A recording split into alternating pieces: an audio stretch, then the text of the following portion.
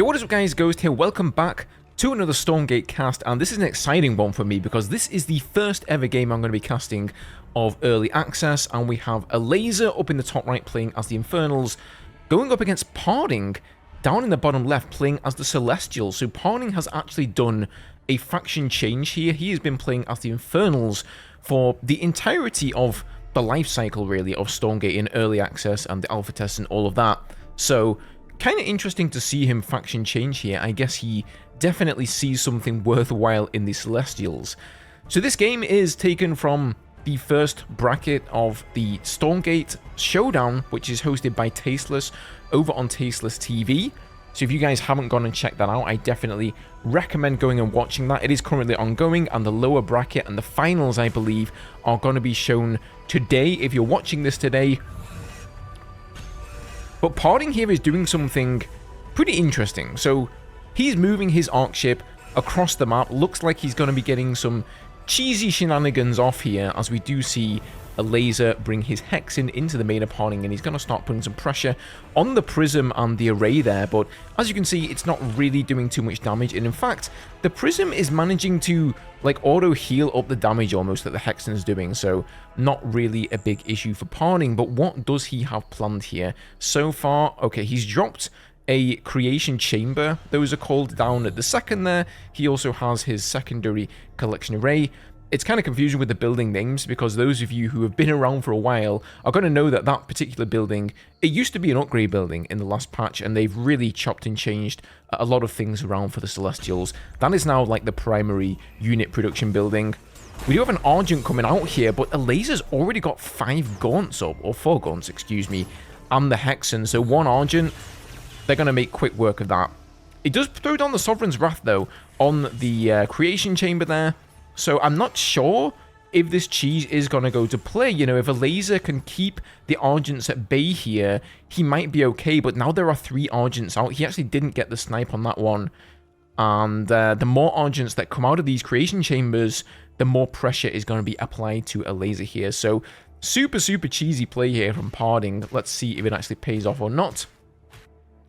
We do see the Ritual Chamber going down for him there as well, and for those of you who don't know, the Gaunts, they have Infest back now. So they took Infest away in the very last beta test, and now in Early Access, Infest is back, but you have to upgrade it via the Ritual Chamber, so I think that's what Elazer's going for here. And in the meantime, though, you know, if you can sort of keep these Argents at bay long enough to get the Plague Axe out, which gives the Gaunts the Infest ability, he can start getting some Infests off on the Argents, start getting some Fiends, and hopefully start to snowball things in his favor. He's going to get a pick there, and this Gaunt is going to have to run for it. I guess they have the same movement speed. Like, yeah, it looks like they pretty much have identical movement speed here. The movement speed of both units can be upgraded, though, so we might see one of them start to pull ahead later on in the game. I believe it's just the single Conclave right now for Elazer, and we have at least two creation chambers for Parting, so, you know, oh my god, he's actually got 4. He's got way more Argents than I thought here. He's going to go straight into the main, and he's going to start sniping some of the Gaunts. To be honest, Argents aren't really the best units against Gaunts. They do more damage to heavy units than they do light units, and once they've expended all of their energy with these like bigger shots that do double damage, then they really aren't that great. They don't scale too well in the later game, so Parting definitely has to win this game, I think, with his push. If the Plague Axes get up here, it could mean that Elazer defends this one, but that is a lot of Argents coming in. These other Gaunts that have been out on the map are coming in behind, but the Hexen's going to go down, and all of the Gaunts here as well. And GG, Parting, it paid off this time, and he is going to go on to game number 2 in a second here. Alrighty, moving on to map number 2 here, it is going to be Broken Crown. So just like the previous map we saw, Secluded Grove, Broken Crown is a pretty small map as well. So is Parting going to do the same thing? The Arc Ship is already making tracks, man, and the Morph Core is going to be going up to this Luminite mine, getting a collection array down there, and getting some harvesting going. Meanwhile, Elazer, he is going to be scouting on the edge here. And this is a nice little trick. I've never seen anybody do this before. Just kind of cheesing these creeps back and forth. Going to take the Luminite from them because the speed camp creeps, excuse me, they do drop some Luminite there. So definitely a worthwhile pickup for him. Where is... okay, the Arc ship is now out in the middle of the map. He's gone way past any sort of tower that he may have been looking to cap or something like that with the Arc ship. I mean, the Arc ships can't actually land anymore. Fun fact, they used to be able to land in the previous playtest. They used to be able to have an attack as well, so they could actually creep. Not so much anymore, so you can't really use it as an offensive structure until you get, like, the big tier 3 beam ability. But, of course, you can build across the map. So what is Parting gonna throw down here? These are all going to be best of 5s, guys, so Elazer is still definitely in this one. Throws down a power bank. So what he's done here, he's made a morph core. Now, the morph cores, they've changed them as well in early access, so the morph cores can morph into any building with greatly increased production speed. So you can see there that creation chamber, just, you know, snap your fingers and it's there. You can make any building you want in like 5 seconds or so. So those morph cores are definitely worth getting out on the map. And then you can obviously use that mobility to get a building wherever you want, do some of these proxy shenanigans. Does get a nice... I think he cancelled the power bank there. Does that cancel again there? I'm not sure if it shows you in the observing here if somebody cancels something or not, but let's assume since Parting has insane multitasking that he did do that. Parting, of course, a very aggressive player. Both of these guys are known for their careers in StarCraft, and we know that Parting likes to play aggressively, and that's certainly what we're going to see out of him here today. Elazer's answer is going to be the same here. He's got the single conclave, and he's getting the ritual chamber, so looking to get the plague axe there and get the infest down in a minute. But I'm not sure that's going to work. It didn't work against him last game. There seems to be the exact same identical build from Parting, so why should it work this game? There is a Shroud Stone now in the natural, however, so that may be enough to give Elazer a little bit of leeway there.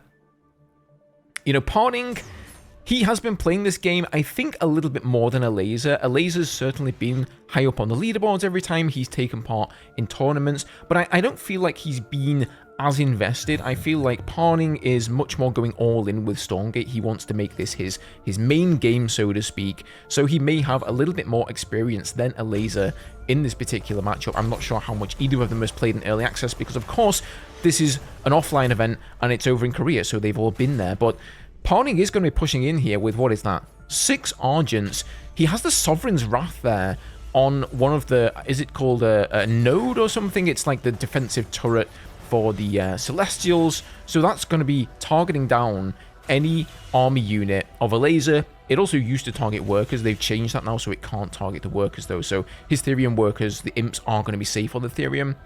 Not from the Argents, though. So the Argents are going to continue to push in here.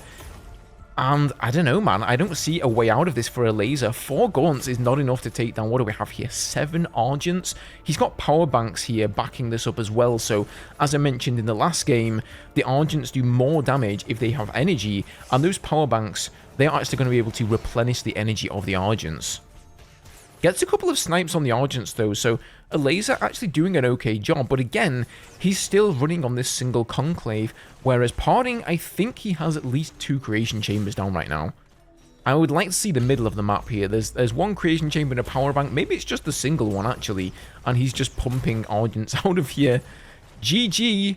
Parting is going to take it again, so that is going to put him 2-0 up in this best of 5. Is he going to change tactic here for the last game? Is Elazer going to change something? Let's get into game number 3. Alrighty, here we are on Isle of Dread. Now, Isle of Dread, this is a much larger map than the past 2, so I'm not sure the same tactic is going to work for Parting here. However, once again, we do see him moving his Arc ship out across the map.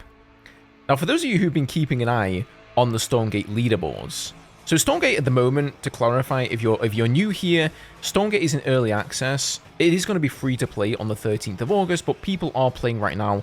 Those who have purchased an early access package over on Steam, or if you're a Kickstarter backer, you're going to be able to play right now.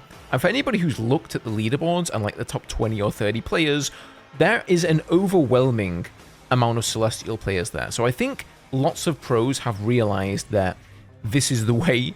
The Celestials right now are very, very good early game, and as is the case with any new RTS, people are going to try and generally win the games in the shortest time possible. They're going to learn the basic buildings, the basic units, the basic cheeses, and those things are going to be effective for quite a while at the start of the game. It's not going to be until later on when people really start to figure out, okay, how do I defend against this, that the meta of the game is going to start to take shape and start to evolve.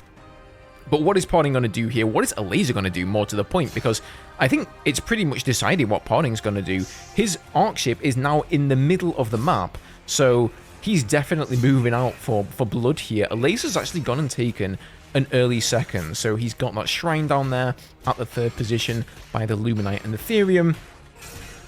Of course, this map here being slightly larger, that is a little bit more of a vulnerable position, I would say. It is across the water to either of his expansions here, so you can see up to the top there is a double Luminite expansion that he could have gone for then, and that is a very sneaky position for the Creation Chamber, popping it down just next to that creep camp, and he's probably going to kill the creeps as well, so that he can take care, so he can take over rather that health camp and utilize it for his army.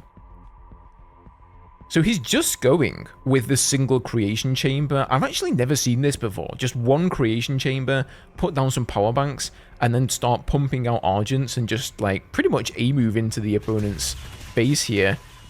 Okay, I like this. He's got the link node down on the main here, so there is a nice little fiend run by Elazer, trying to put some pressure on Parting, because at the moment, that's really his only weakness. He's moving out across the map with most of his buildings, and even his primary building, but back home, things are relatively undefended, but he does have the link node there, so that is gonna defend him. You can upgrade those link nodes into one of 2 different turrets. I forget the exact names of them. I think one's called a spark node, that's the one that he has, and then there's another one possibly called a warp node, which does extremely high explosive damage. So Elazer has found this little proxy position here, but you know, again, this is already starting to snowball in Parting's favor. He's got 4 of these Argents out, and you can also see now that he has power surged the Creation Chamber. So they've actually changed the way that a lot of the top bar abilities and the energy work for the Celestials in early access. You can now surge any building at the cost of power, and it's going to give that building some sort of a benefit. So in the case of production buildings, it increases the production speed by 50%. So that's what he's doing. Instead of going for 2 creation chambers, he's just getting the 1. He's power surging it. So it's sort of equivalent of having 1.5 creation chambers, but a lot cheaper. So 5 Argents out now for Parting. He was trying to micro that one back round the side there, but, you know, they're not the most easily microable unit. Down comes the Night Infestation there. Gonna hit a couple of the Argents here, but I don't think this is going to be enough for Elazer, man, especially since he went for that base. And this is a lovely position here for the power bank. I love the fact that Parting has continued to move further down south towards Elazer's base with the arc ship so that he can continue to build. Of course, with the Celestials, you can only build wherever you have the, what is it called, the Cascade Field, kind of like the same as Pylons with Protoss, right? So he's gotten a power bank down there so that he can use one of his top bar defensive abilities, the Sovereign's Wrath, but he's actually in this case using it offensively on one of the power nodes there, or one of the power banks. He's going to get a snipe on this Shrine Stone here right before it comes into play. Getting some nice heavy damage there on the Brutes as well. Really, really effective against Brutes with the extra heavy damage. But once those Fiends come out, not quite as good. So generally, you do see Celestial players mixing some Kree, which are kind of the counter to like the light units. But as you can see, Parting does not care about getting Therium at all here. He's still on 0 Therium. He is a little bit ahead on the supply here. But let's remember, a lot of the supply for Elazer is going to be those extra workers. So he's poking in here again. Does he have Sovereign's Wrath ready to throw down on one of the power banks? Yes, he does. So again, he's going to be keeping Elazer at bay. And now any reinforcements that want to join this second position, they're going to have to go past the power bank there, past the Sovereign's Wrath. And Parting is going to move in here, and he's just going to take this game again. Wow, okay, Parting really showing just how powerful this proxy play from the Celestials can be. That is really the strength of that particular race. I believe it can be a weakness, it's just that a lot of players haven't really figured out how to exploit it yet. So Parting gonna take this first series here 3-0 against Elazer. Guys, if you enjoyed the cast here on the channel, don't forget to hit that subscribe button. Plenty more content to come in the future. Lots more casts. I'm going to be putting up guides and also Stormgate news here on the channel. So if that's something you're interested in, make sure you do hit that subscribe button. Thank you for watching the video today, and I will see you guys in the next one.